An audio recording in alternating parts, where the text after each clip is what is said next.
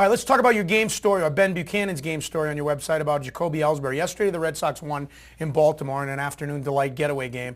Andrew Miller helped them do a 4-0 shutout, but Jacoby Elsbury continues to, I'm not going to say surprise, because most Red Sox fans know that he had this potential, but he's never really put together this type of full season. Yeah, he had a 70 steal season, but everybody's always said that if he starts hitting 20 home runs, he's what Grady Sizemore was supposed to be. He's represented by Scott Boras. I mean, and then you get into the factor of J.D. Drew in the last year and Josh Reddick coming along. If there is drama, as this article points out, that is the one drama the Red Sox have. Other teams would love to have these problems. But let's start with Elsbury first. What is your take on Elsbury? At the end of this year, is he going to establish himself finally as the guy everybody thought he was going to be?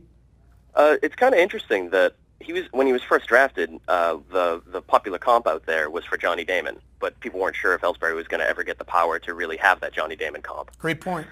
But now it looks like he might have finally gotten that power. It could be kind of a one-year blip, but even if he loses a few home runs and isn't a 20-home run guy, there's still a lot to like about Elsbury.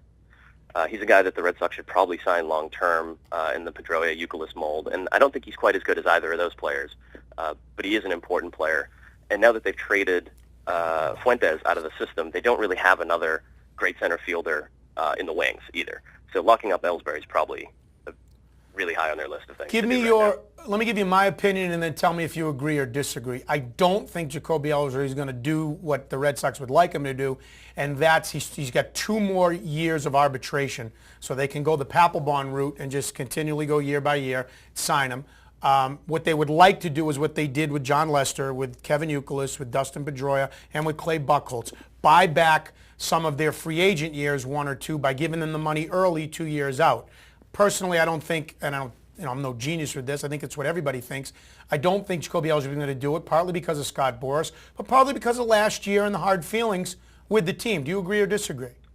No, I agree that it's going to be hard to be able to lock him up like that, especially, and Elsbury is a great player, but he's also the kind of player who a lot of people could overrate. There's a lot of mixed feelings about his defense because he is a very flashy-looking outfielder and he's very speedy, but he doesn't take great jumps. But some people don't always see that. And his offense is really good. Some people might overrate him for steals. Someone could throw much more money at him than maybe he deserves, or at least more than the Red Sox would be willing to pay for him, especially since he has Boras as a client. So, the most convincing argument ever is going to come out of Boras when the time comes. Well, we mentioned, and I agree with you, we mentioned Elsbury has got 2 more years. Papelbon is already there. This is his walk year. We all knew how it was going to play out. The Red Sox have been willing to do it, and they've been getting a great performance out of him. Everything's been going like clockwork.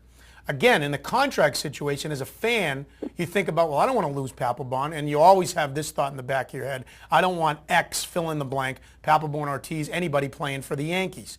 But here's the facts. At the end of this year, assuming Papelbon continues and he's motivated to do this, he becomes a free agent, something that he's always wanted to do, at least by his actions. But he also goes into a year where he's not the only closer. Francisco Rodriguez will be out there.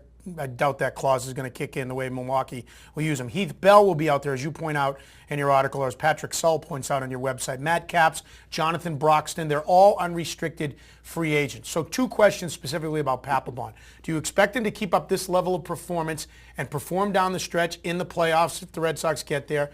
And do you expect the Red Sox to have any chance to sign him or him to go to free agency?